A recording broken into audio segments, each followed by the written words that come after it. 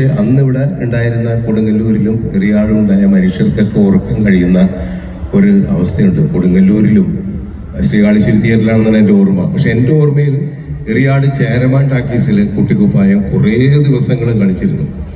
ഈ കുറേ ദിവസങ്ങൾ കളിക്കുമ്പോൾ മിക്കവാറും ദിവസങ്ങളിൽ ഞങ്ങളുടെയൊക്കെ കുടുംബത്തിൽ നിന്ന്, അതായത് പടിയത്ത് കുടുംബം, യൂസഫ് പടിയത്ത് എൻ്റെ അമ്മാവനാണ്, മറ്റൊരു അമ്മാവനാണ് മൊയ്തു പടിയത്ത്, പിന്നെ പടിയൻ എന്ന് പറഞ്ഞ എന്നെ സിനിമയിലേക്ക് കൊണ്ടുവന്ന അഷ്റഫ് പടിയത്ത്, അങ്ങനെ ഒരുപാട് പടിയത്തുമാരുണ്ട്.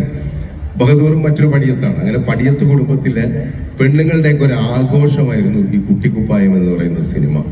ഞങ്ങളുടെയൊക്കെ വീടുകളിൽ നിന്ന് മിക്കവാറും ദിവസങ്ങളിൽ ഈ ചേരമാൻ ടാക്കീസിൽ കണ്ടതിനെ വീണ്ടും കാണാൻ വേണ്ടിയിട്ട് ഡെയിലി വരും. എന്നിട്ട് എല്ലാ പെണ്ണുങ്ങളും ഇരുന്ന് കരയും. ആ സിനിമയിലെ ഓരോ സീനുകൾ കണ്ടിട്ട് കരയും. എൻ്റെ ഉമ്മയും മുത്തുമ്മാരും കുഞ്ഞും അമ്മായിമാരൊക്കെ തന്നെ സ്ഥിരമായിട്ട് ഇരുന്ന് കരയുന്ന ഒരു ഓർമ്മയാണ് എൻ്റെ കുട്ടിക്കാലത്തുള്ളത്. കാരണം നമുക്ക് സിനിമയെക്കുറിച്ചൊന്നും അറിയില്ല, പക്ഷെ പാട്ടുകളും എറിയാട് ചേരമാൻ ടാക്കീസിന്റെ ചരിത്രത്തിൽ തന്നെ ഈ പാട്ടുകളുടെ ഒരു കാലം ഉണ്ടായിരുന്നു എന്നുള്ളതാണ്. ആ സിനിമ കുറേ ദിവസങ്ങൾ ഇവിടെ കളിച്ചു. അതിനുശേഷവും എത്രയോ കാലം, ഞാൻ വിദ്യാർത്ഥിയായിരിക്കുന്ന കാലത്തിലൊക്കെ തന്നെ, ഞാൻ ജനിച്ചു വളർന്ന മതിലകത്താണെങ്കിലും എൻ്റെ ഉമ്മയുടെ വീട് ഇവിടെ ആയതുകൊണ്ട് തന്നെ എറിയാട് സ്ഥിരമായിട്ട് വരുന്ന ഒരാളാണ്. അപ്പൊ ഈ ചേരമാൻ ടാക്കീസിൽ അന്ന് പുറത്തോട്ട് പാട്ട് വെക്കും. അന്നൊക്കെ അങ്ങനെയാണ്. കുട്ടിക്കാലത്ത് നിങ്ങൾക്കൊക്കെ ഓർമ്മയുണ്ടാവും.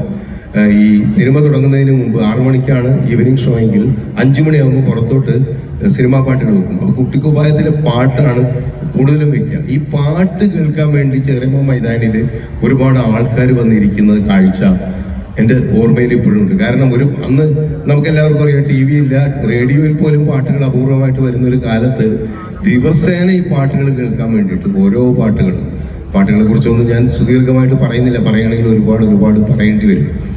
അപ്പൊ ഈ അങ്ങനെ ഒരുപാട് ഓർമ്മകളുള്ള ഈ കുട്ടിക്കുപ്പായം എന്ന സിനിമ അന്ന് ഞാൻ പലതവണ കണ്ടിട്ടുണ്ട്, പിന്നീടും പല തവണ കണ്ടിട്ടുണ്ട്. ആ സമയത്ത് അന്നൊന്നും നമുക്ക് മനസ്സിലാവാതിരുന്ന ഒരു മഹത്വം, മൊയ്തു പടിയത്ത് എന്ന് പറയുന്ന ഒരു മനുഷ്യൻ, അദ്ദേഹം സാഹിത്യകാരനായിരുന്നു, ചലച്ചിത്ര